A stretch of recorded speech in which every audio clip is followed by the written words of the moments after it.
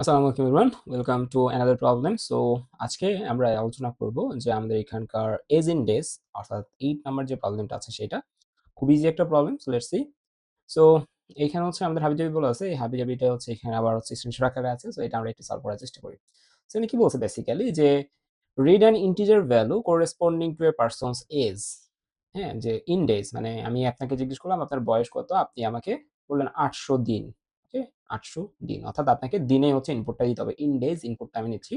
And আমাকে print করতে হবে ইয়ার্স মান্থস অ্যান্ড ডেজ আকারে, যে এই 800 দিনে কয় বছর, কত মাস, কত দিন যাচ্ছে সেই ফরম্যাটে আমাকে প্রিন্ট করতে হবে, followed by its respective message. Like ইয়ার্সকে আমরা এখানে পর্তুগিজে বলতেছি অ্যানুস, মান্থসকে বলতেছি মেসেজ, অ্যান্ড ডেজকে বলতেছি ডায়াস। ওকে, সো এই জিনিসটা হচ্ছে আমাকে এখানে করতে বলতেছে। ওকে, সো আমরা হচ্ছে চলেন এটাকে একটু ইন্টারপ্রেট করার চেষ্টা করি যে কিভাবে এই জিনিসটা আমরা করতে পারি। হ্যাঁ, তারপর হচ্ছে নিজের একটু ট্রাই করার চেষ্টা করেন। সো আমি বললাম যে ভাই আপনার বয়স কত, আপনি বললেন যে 800 ডেজ। সো 800 ডেজ আমরা নিলাম। এখন আমাদের এখানে বলছে কয়েকটা জিনিস, যে সিম্পলিসিটি পারপাসে আমরা প্রত্যেক বছরকে 365 দিন হিসেবে ধরতেছি এবং প্রত্যেক মাসকে 30 দিন হিসেবে ধরতেছি। ওকে, এরকম না যে আমরা ওই যে ফেব্রুয়ারির 28 দিন বা লিপ ইয়ারের 366 দিন এগুলো কাউন্টে আনতেছি না। ওকে, তো 800 ডেজ, তার মানে 800 ডেজ থেকে কয় বছর হয় এটা আমরা কিভাবে বের করতে পারি। সিম্পলি দেখেন, 800 ডেজকে আপনি যদি 365 দ্বারা ভাগ করেন, হ্যাঁ, 800কে 800কে যদি আপনি 365 দ্বারা ভাগ করেন, তাহলে আপনার এখানে আপনি 2 পাবেন, তাহলে 365 এখানে, তাহলে 300 300 600, আর 60 60 120 130, অর্থাৎ 730 এখানে। আর এখানে নিচে হচ্ছে আপনি কত পাবেন, তাহলে 70 এর মতো পাবেন যদি আমি ভুল না করি। ওকে, সো আপনার এখানে যদি আপনি এটাকে যদি মানে ইয়াতে করেন, তাহলে হচ্ছে আমার মনে হয় যে 2 পয়েন্ট সামথিং এখানে আপনি পাবেন। ওকে, আচ্ছা। সো আমার কাজ হচ্ছে 2 কি? 2 হচ্ছে আমার এখানকার আউটপুট বা ভাগফল, অর্থাৎ 365 দিনে আপনি 800 দিনে 2 বছর হচ্ছে। ওকে, যে 800কে যখন আপনি 365 দিন দ্বারা ভাগ করতেছেন তখন আপনার 2 আসতেছে। ওকে, সো এই 2টাই হচ্ছে মূলত হচ্ছে আপনার এই 800 দিনের ইয়ার্স এর রিপ্রেজেন্টেশন। এখন কথা হচ্ছে যে 800 দিনে 2 বছর হইলো, কত মাস হইলো সেটা কিন্তু আমি এখনো বের করতে পারিনি। সো এটা বের করতে হলে ভাই আমাকে কোন দিকে খেয়াল করতে হবে? আমাকে খেয়াল করতে হবে যে 800 দিনের মধ্যে থেকে, এই যে 800 দিন, এই 800 দিনের মধ্যে থেকে কয়দিন বছরে চলে গেছে, কয়দিন বছরে চলে গেছে এটা আমাকে মেজার করতে হবে। এখন এটা মেজার আমি কিভাবে করব? খুবই সিম্পল, কয়েকটা অ্যাপ্রোচ থাকতে পারে। কয়েকটা অ্যাপ্রোচ কি কি? লেটস সে আমরা বললাম টোটাল ডেজ ছিল 800, টোটাল ডেজ ছিল 800, তার মধ্যে থেকে আমাদের 2 বছর হইছে এবং প্রত্যেক বছরে 365 দিন। তাহলে আমরা এখানে 2 ইনটু 365 করতে পারি। তাই তো? তাহলে আমার এখানে 800 মাইনাস কত? 800 মাইনাস হচ্ছে যে এখানকার 730 অর্থাৎ 74। অথবা এই জিনিসটাকে আপনি হচ্ছে খুবই সিম্পল আরেকটা ভাবে করতে পারেন। সেটা কি? ভাগশেষ কত সেইটা। হ্যাঁ? যে আপনি আচ্ছা আমরা একবারে অ্যালগরিদমিক স্টেপে যাই। সেটা হচ্ছে যে আমাদের এখানে কয়েকটা ভেরিয়েবলস আগে আমাদের লাগবে। হ্যাঁ? কয়েকটা ভেরিয়েবলস কি, যে সর্বপ্রথম ইউজার যে ইনপুট দিবে, ইনপুট নেওয়ার জন্য কিছু ভেরিয়েবল লাগবে না? হ্যাঁ। তাহলে আমার এখানে আমি একটা ভেরিয়েবল নিচ্ছি ইন্টিজার ডেজ নামের, যে ডেজ এর ভিতরে আমি ইনপুট নিচ্ছি যে ইউজার কতদিন ইনপুট দিচ্ছে। এই যে 400 বা 800 যেটা দিক এটা এখানে আসতেছে। ওকে। এরপরে আমাকে দেখতে হবে যে আম আমাদের কয় বছর হচ্ছে, অর্থাৎ ইয়ার্স এর জন্য আমি একটা ভেরিয়েবল নিলাম যেটার ভিতরে আমি কয় বছর হচ্ছে এটা ক্যালকুলেট করে এটার ভিতরে রাখবো। ওকে? ইউজার কিন্তু ইনপুট দিচ্ছে না। ইউজার শুধুমাত্র এটাতে ইনপুট দিচ্ছে। তারপরে মান্থ এর জন্য আমি আরেকটা ভেরিয়েবল রাখলাম মান্থ, যে কয় মাস হচ্ছে এইটা মেজার করে আমি এটার মান্থের ভিতরে রাখবো। এরপর আরেকটা ভেরিয়েবল রাখলাম যে বছর মাস গেল। হ্যাঁ? লেটস আমি বললাম আমার ৩৯৫ দিন, লেটস সে ৪০০ দিন, ৪০০ দিন বয়স বললাম। ৪০০ দিন বয়স বলা মানে ৩৬৫ দিনে ১ বছর হয়ে গেছে। বাকি থাকে হচ্ছে আমার সম্ভবত হচ্ছে আর কয় ৩৫ দিন থাকে। ৩৫ দিনের ৩০ দিন মিলে ১ মাস হয়ে গেছে আর ৫ দিন। তাই না? তাহলে ৪০০ দিনের জন্য ১ বছর ১ মাস ৫ দিন। কিভাবে আসছে একটু পরে আমরা ইন্টারপ্রেট করতেছি। তাহলে এই যে লাস্টের যে ৫ দিন এটাকে কয়দিন আমাদের রিমেইনিং কয়দিন আছে এটার জন্য আমি আরেকটা ভেরিয়েবল নিলাম, লিখলাম যে রিমেইন ডেইজ, কতদিন আছে আর। ওকে? আচ্ছা, সর্বপ্রথম আমাকে কি করতে হবে? ইউজারের কাছ থেকে ইনপুট নিতে হবে। তাহলে আমি ইউজারের কাছ থেকে ইনপুট নিব। লেটস সে আমি বললাম যে ভাই তোমার বয়স কত? ইউজার বলল ৪০০। ওকে? যে আমি এখানে বললাম scanf, আমি হচ্ছে পার্সেন্ট ডি, অ্যান্ড এটা আমি স্টোর করতেছি ডেজ এর ভিতরে। ওকে, ডেজ এর ভিতরে ফাইন। এরপরে আমাদের কি করতে হবে ভাই, ভালো মতো একটু খেয়াল করি। আমাকে সর্বপ্রথম ক্যালকুলেট করতে হবে যে কয় বছর ইউজার যে ইনপুটটা দিচ্ছে সেটা দ্বারা আমি সর্বপ্রথম বছর কাউন্ট করব। Okay, so let's say user input দিছে, লেটস সে 400 ধরি। হ্যাঁ, 400 ইনপুট দিছে। আমরা ডেজ এর ভিতরে কত আছে? 400 আছে। আমরা এখানে লিখতেছি কার ভিতরে কি আছে। ডেজ এর ভিতরে তাহলে কত আছে? 400 আছে। ওকে, আচ্ছা। এখন ইয়ার্স সমান আমরা কি লিখতে পারি, যে কয় বছর হবে এটা সমান আমরা কি লিখতে পারি? 400কে 365 দ্বারা ভাগ দিলেই তো হয়ে যাচ্ছে। যে 400কে যদি আমি 365 দ্বারা ভাগ দেই তাহলে ভাগফল আসবে কত? ১ দশমিক সামথিং। তাই না?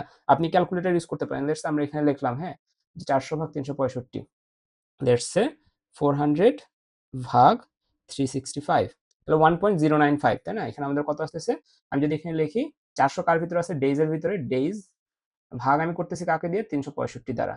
আমাদের ভাগফল কত আসছে? এইটুকু রেজাল্ট কত আসছে? ডেজ এর মান হচ্ছে 400 ভাগ 365, ভাগফল আসছে কত? 1.05। তাহলে ইয়ার্স কি? ইয়ার্স হচ্ছে একটা ইন্টিজার নাম্বার না? ইয়ার্স কি? একটা ইন্টিজার ভেরিয়েবল। তাহলে ইন্টিজার ভেরিয়েবলের ভিতরে ফ্র্যাকশনাল ডিজিট যদি অ্যাসাইন করতে চাই, ফ্র্যাকশনাল পার্টটা যাবে না, শুধুমাত্র ইন্টিজার পার্টটা যাবে। তাহলে ইয়ার্স এর ভিতরে কত আছে? ইয়ার্স এর মান হচ্ছে এখন কত? 1, অর্থাৎ 1 বছর। ওকে, 1.05 যদিও রেজাল্ট আসছে, বাট শুধুমাত্র 1 যাবে, কারণ ইয়ার্স হচ্ছে একটা ইন্টিজার নাম্বার। ফাইন, গেল। এরপরে আমাকে ইয়ার্স ক্যালকুলেশন ডান। এখন ওকে, সো এখন আমাকে কি বের করতে হবে? দেখেন, আমি যখন ইয়ার্সটা বের করে ফেলছি, এখন আমাকে হচ্ছে রিমেইনিং কত দিন আছে সেটা বের করতে হবে। অর্থাৎ 400 দিন থেকে 365 দিন চলে যায় 1 বছর হইছে। তার মানে 400 দিন থেকে 365 দিন বাদ দিয়ে আমাকে এখন বাকি যে কয়দিন আছে এই কয়দিন হিসাব করতে হবে। বাকি লেটস সে 35 দিন আছে। এখন 35 দিন আমাদের বাকি যে আছে, 35 দিন থেকে কোনো কি মাস করা যায়? যদি হচ্ছে 30 এর নিচে, তাহলে মাস করা যায়। 30/30 এর নিচে হলে মাস করা যায়। যদি করা যায় তাহলে কত মাস হচ্ছে ওইটা বের করতে হবে। কারণ লেটস সে আমার এখানে ইনপুট আসছে 500, আমার এখানে লেটস সে ইউজার ইনপুট দিচ্ছে 500, 500 কে আমি যদি 365 দ্বারা ভাগ দিই, স্টিল নাও আমার রেজাল্ট কিন্তু 1ই আসে। ইয়ার্স এর ক্ষেত্রে 1 বছরই হচ্ছে। তাহলে 500 থেকে 365 আমাকে কি করতে হবে? বাদ দিতে হবে, তাই তো? 500 থেকে 365 আমাকে বাদ দিতে হবে। অথবা এই জিনিসটাকে আমরা একটু অন্যভাবে দেখি, হ্যাঁ? যে দেখেন, যখন আমি বলছি ডেজ ভাগ 365, ডেজ মানে কত? ডেজ মানে হচ্ছে কিন্তু 400, 400 কে যদি আমি 365 দ্বারা ভাগ করি, তাহলে আমার এখানে আসে কত? 1, এখানে আসে 365, আমার এখানে কত আসে? এখানে আসে 35, যেটা কিনা আমার রিমেইনিং ডেজ। এবং আমার কিন্তু মূলত এই রিমেইনিং ডেজটাই দরকার, যে 1 বছর হয়ে যাওয়ার পরে আমার কত দিন বাকি আছে, যে কত দিনের এখন হিসাব আমি করিনি। 400 দিনের মধ্যে থেকে 365 দিন চলে গেছে, আমার এই 35টা ক্যাপচার করতে হবে। কিভাবে আমি ক্যাপচার করতে পারি? আমি এখানে জাস্ট সিম্পল লিখলাম যে রিমেইনিং ডেজ ইকুয়াল, আমরা টোটাল ডেজ কত? টোটাল ডেজ ছিল হচ্ছে আমাদের 400%। আমরা জানি যে আমরা যদি এখানে ডেজ ভাগ 365 দিই, তাহলে আমাদের রেজাল্ট হিসেবে এইটা আসে, অর্থাৎ ভাগ ফলটা আসে। যদি এগেইন আমি একবার দেখাই, যদি আমি এখানে ভাগ সাইন দিই, তাহলে আমাদের এখানকার রেজাল্ট আসে এইটা। আর যদি আমরা এখানে পার্সেন্টেজ সাইন দিই, পার্সেন্টেজ সাইন দিলে লেটস আমরা এখানে লিখলাম 365, ইট মিনস আমরা 400 কে 365 দ্বারা ভাগ করলে ভাগফলটাকে চাচ্ছি না, পার্সেন্টেজ সাইন অ্যাকচুয়ালি যেটা করে ভাগশেষটাকে বের করে। সো এখানে ভাগশেষ কত? ভাগশেষ হচ্ছে 35। তাহলে রিমেইনিং ডেজ এর ভিতরে কত যাচ্ছে? রিমেইনিং ডেজ এর মান হয়ে যাচ্ছে 35। ওকে, আশা করি আমরা এতটুকু বুঝতে পারছি। এর পরের যে সলিউশন স্টেপ, সেটা হবে কেমন তাহলে? রিমেইনিং ডেজ গেল, এখন আমাকে মান্থ বের করতে হবে। সো এই দুইটা মিলে একটা গ্রুপ হইলো, হ্যাঁ? যে আমরা ইয়ার বের করলাম, ইয়ার বের করার পরে কতদিন অবশিষ্ট আছে সেটা বের করছি। এখন আমাকে কয় মাস হয়, যে অবশিষ্ট দিনগুলো থেকে কয় মাস ফর্ম করেছে সেটা দেখতে হবে। সো মান্থস এর হিসাব তাহলে কি হবে? সেম অ্যাজ ইট ইজ আগের মতো, যে আমাদের এখন রিমেইনিং ডেজ কত? Remaining days 35। তার মানে আমরা এখানে লিখি রেম ডেজ, তাহলে আমরা কি করবো? আগের মতো ভাগ, কয় দিনে 1 মাস হয়? 30 দিনে, তাহলে এখানে 30।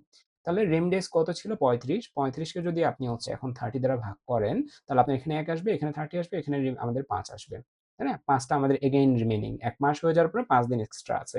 সো মান্থস এর ভিতরে কত চলে যাচ্ছে? মান্থস ইকুয়াল তাহলে হয়ে যাচ্ছে আমাদের কত? Months equal 1।